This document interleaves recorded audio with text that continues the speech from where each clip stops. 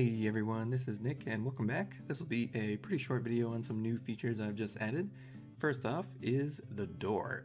You can now open and close the door to the house, and you don't really have to press a button, it's just handled automatically. Basically, whenever you enter a certain area 2D that's attached to the door, it will just switch between the open and close sprites for the door.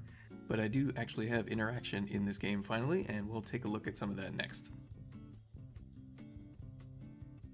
So as soon as the player collects the note, you can open up your to-do list, and the note on the ground is just a sprite with a collision polygon on it that keeps track of whether or not the player has the list at all. And the first item in the list is find the lost ring, and the ring is going to be actually hidden, I think, for the complete game, but basically whenever you walk over the ring, it updates the list and sort of puts a line through that item in the list. And there's a bunch of lines on the list sprite, and it just turns them on or turns them off based on whatever you've just completed in the to-do list. So I've previously shown off some of the UI that pops up whenever you walk over a little plant in the garden, but now you can actually pick those plants. So this took me a little while to figure out. Basically, it's checking to see what area 2Ds are overlapping, and then when you click on the interact button, or press the interact button, it's checking to make sure that that plant, or whatever it is you're interacting with, actually is able to be interacted with. But anyway, the carrots and the lettuce are the only things you can pick at this point, but they just have little collision shapes, and the player has an area 2D that checks for those interactions. So the interaction script is triggered whenever you press the sort of interact button, which of course you can customize in Godot's UI settings, or input settings rather.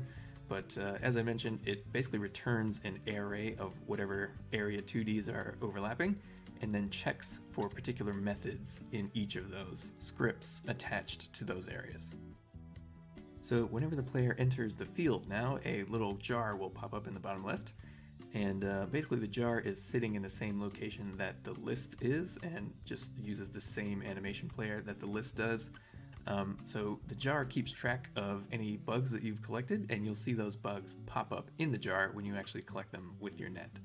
So now when you collect bugs, it's updating a variable, basically just increasing the count of bugs by 1, and placing whatever bug you just caught into the jar at a randomized position around a central point.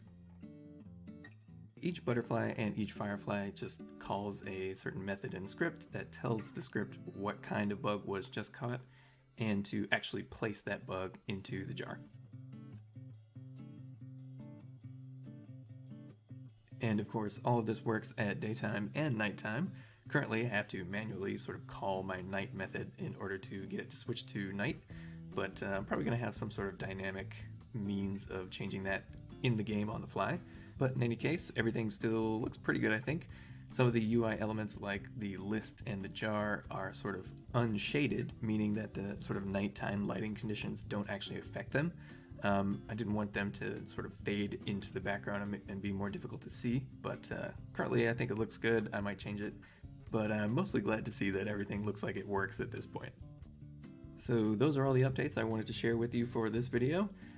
Still got to work on some sort of dialogue system, something like a basic cutscene system. Not sure how I'm going to implement that at this point, but I think everything looks kind of good, and I'm excited to keep working on it. So thank you all for watching, and I hope to see you in the next video. Thanks.